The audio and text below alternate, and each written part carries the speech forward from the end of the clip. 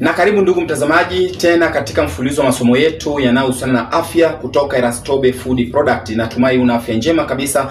Tunaendelea na masomo yetu yanayohusiana na afya. Watu wengi wanataka wajue tiba ya vidole vya mkono kupasuka pasuka, yani unakuta vidole vinapasuka pasuka ama vinatengeneza kama vumbi fulani. Mtu anataka ajue sababu ni nini, lakini namna gani anaweza kupambana na tatizo hili ama tiba yake. Unaweza kukuta ngozi ya viganja unakuta imekauka sana, yani kama vile upaki mafuta vile. Sababu ambayo inaweza kupelekea tatizo hili, cha kwanza ni upungufu wa maji mwilini. Kwa hivyo ni vizuri uwe unakunywa maji mara kwa mara. Unapokunywa maji mara kwa mara, hata ngozi inakuwa na muonekano mzuri. Lakini pia matumizi ya sabuni kali zenye harufu kali pamoja na madawa fulani bila kuvaa gloves muda mwingine.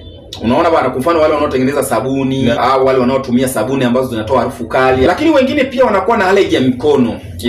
Of course akipata vumbi ama akishika kitu ama maji au maji fulani, basi unakuta ngozi inakuwa kavu tu, inapasuka pasuka. Muda mwingine unaweza kaa inapasuka mpaka unatoa viupele au ngozi unabandua kwa namna moja ama nyingine. Na pia upungufu wa vitamini A, vitamini E pamoja na omega 3, omega 3 pia upelekea tatizo hilo. Ngozi kuwa kavu, kupasuka pasuka, kutengeneza vumbi fulani. Unaona, mpaka upake mafuta labda ndio inapotea.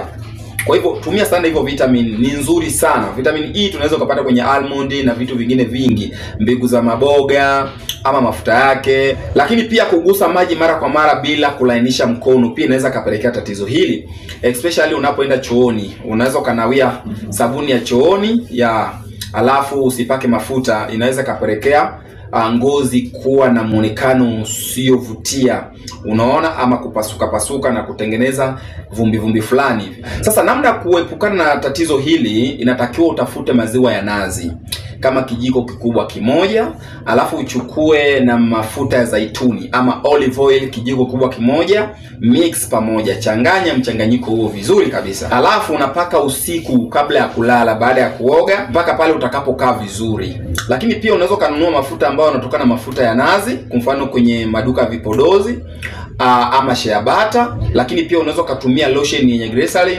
inaweza kukusaidia sana. Hizi zinaenda kusaidia kulainisha ngozi kwa namna moja ama nyingine. Kwanza inatakiwa unywe maji ya kutosha, maji mengi. Hii itasaidia ngozi kuweza kukaa vizuri. Lakini pia tumia sana jamii za mbegu. Unaweza ukachukua ufuta, almond, korosho, ukazisaga pamoja, huo unatumia kwenye uji. Yani unakaanga alafu unasaga, unapata unga, unatumia vijiko vyako vikubwa 3 kwenye uji kutwa mara 3 au mara 2, itasaidia kuondoa tatizo hilo. Kwa wale wanaofanya bleaching, zile dawa zinazotumika, basi wakati wa kufanya hivyo ni vizuri ukavaa kifaa maalum mkononi ama gloves ili mikono yako isiathirike. Na pia kuna dawa za kufulia wanaweka kwenye nguo wakati wa kufua, uwe navyo makini, aidha unaweza kuvaa chochote. Na kwa siku ya leo ndugu mtazamaji, sina la ziada, nilikuwa nakuelekeza tiba na vyanzo ambavyo inaweza kapelekea mikono kukosa muonekano mzuri ama kuwa na vumbi ama kupasuka pasuka, kuvutika na kadhalika. Nafikiri umejifunza. Usisahau kusubscribe, kushare na comment ili watu wengine nao waweze kupata elimu hii. Asanteni na tukutane katika video nyingine. Bye bye.